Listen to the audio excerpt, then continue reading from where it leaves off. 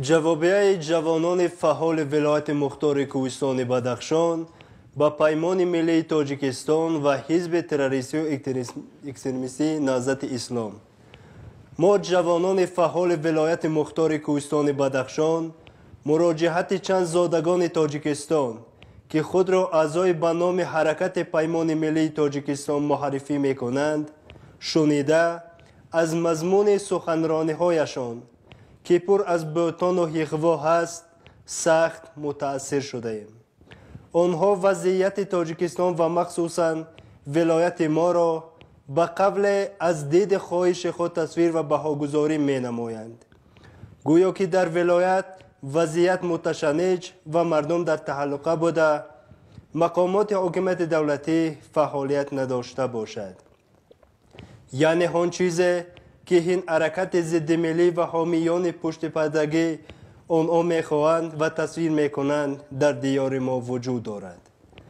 ما با تمام مسئولیت اظهار می‌داریم که وضعیت در ولایت تنج و آرام، ثبات و اجتماعی و وحدت جمعیتی تامین بوده ساکنان ولایت به کار دولتی و جمعیتی و پیشبرد حیات شخصی و دانشجویان و خوانندگان و دانش‌اندوزی مشغول می باشند. ساختار و حفظ حقوق و ترتیبات جمعیتی وابسته به تامین حقوق و آزادی‌های مردم و حاکمیت قانون در دایره قانونگذاری کشور فعالیت نموده حل جماعتچگی ساکنان بهار ناموس و جوانان غیور و سعادتمند ولایت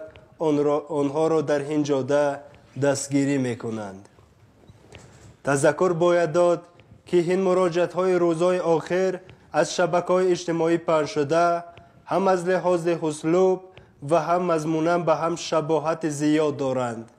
و معلوم است که مؤلف آنها یک است و آن هم باشد راهبر حزب تروریستی و اکستریمیستی نهضت اسلامی که در وطن ما ممنوع و تروریست اعلان شده عین حال در جستجو قرار دارد محی الدین کبیری می باشد. ما از تاریخ سخنان سابقه داران و فرزندان دیگر بهار و ناموس دیار خود آگاهی داریم و درس عبرت گرفته ایم که ما از همین حزب سببگار فاجعه ملت در سالهای اول صاحب استقلالی تاجیکستان حزیز گردیده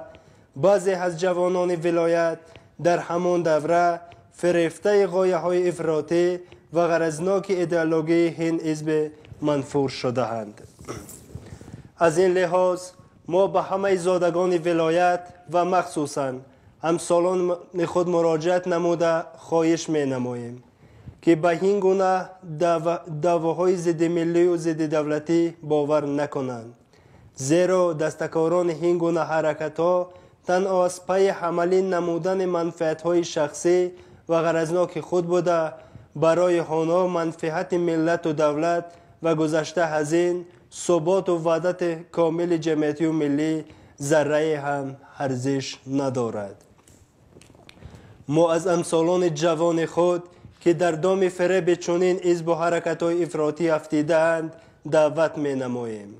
که هوشیار شوند و ترک آنها کرده به وطن آمده کتف به کتف با دیگر برادران خود مهنت ایجاد نموده برای گلگل شکوفای وطن محبوبمان سهم سزاوار خود را گذارند. دور دسیسه بازی ها، منفعت جویی ها و نقض قانون گذشت. ما خوب درک میکنیم که زندگی از طریق رعایت قانون و تامین ترتیبات جمعیتی، دوست داشتن وطن و حمایت از مقدسات دولتی و ملی راه یگانه رسیدن به سعادت حیاتی و عملی نمودن رسالت و هدف‌های نیک انسانی می باشد. از این رو ما جوانان صاحب اراده و بهار و ناموس ولایت به یگان توصیه چنین شخصان منفعت‌جو نیاز نداریم. ما کاملا از سیاست امروزه سازنده دولت و حکومت پشتیبانی نموده با خوانش و آداب خوب، ایجاد و تشبس‌های نجیب، غالبیت در آزمون‌های مسابقه‌های بین المللی سعی و کوشش می نماییم که مقام و منزلت و آبروی و دولت ملت تاجیکان را باز هم بلند برداریم.